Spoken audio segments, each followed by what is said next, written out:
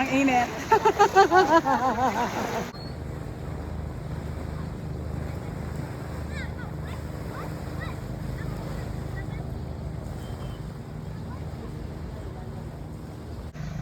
So currently we are at Ilig-Iligan Beach. Hindi siya matao. Hello. Aloha. How are you all doing? Ay, nako Lord. Ang ganda dito eh. Punta na kayo dito. Dali, madala. Hey Gab. Uy. How you like the water? Ang ganda. So, at na naman ang ating holy payong. We need to have the payong all the time when we go because, alam mo na, ayaw nating mga item. But look, ooh,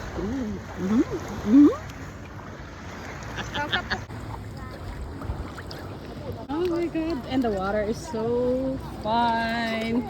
And look at my little kulot. He's no longer a baby kulot anymore. Hello. Oh my god, it's getting deeper. Okay. Okay, you'll believe it or not, but it's been a year since my last vacation here in the Philippines that I went swimming in the beach. All I did from the last time is work and work and work and work and pretty much just go to work. And now I'm enjoying the view, I'm enjoying the water. There's something about water in Boracay. I don't know what it is, but Now we're here. I am from Hawaii and I have never been to Hawaii Beach for a long, long time. And my son did pretty much the same thing. We just enjoyed the beach. We ate a lot of good food and yeah, enjoy the scenery. At hindi naman sa gandang-ganda ako sa sarili ko. Na-enjoy ko lang talaga yung Pilipinas. So, kung maraming ibang tao na magsasabi na tanda-tanda mo na, ba't nagtutupis ka pa, ang taba-taba mo pa. Okay lang yan.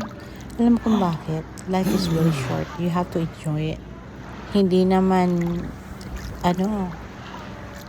tinatago na alam ng lahat na maikli lang talagang buhay natin, di ba? So, kailangan habang may hininga tayo, habang may lakas, makabakasyon din. Tsaka mag-enjoy tayo kung anong meron. Katulad nito, bibihira lang ako nakaka-uwi ng Pilipinas.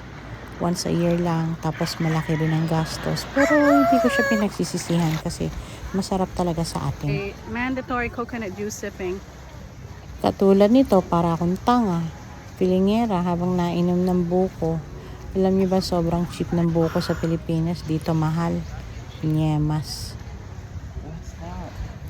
Let's go buko juice. Have some more buko juice. No. What's that on your foot?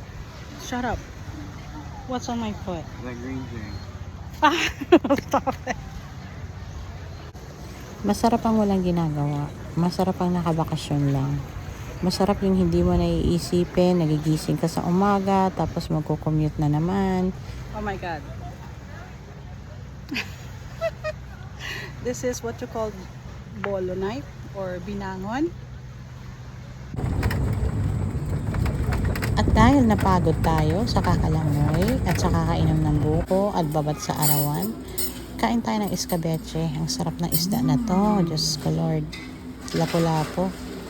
At sabi nila kailangan hindi katuyot. So uminom ako ng calamansi juice. Manamis-namis, masarap at maasim siya. At eto naman ang kanilang dessert na gustong-gusto ko at binabalik-balikan ko. Mango flambe. Mango siya na may ice cream at alak. It was delicious. I'm definitely gonna upload more videos. Thank you for watching. Have a great day.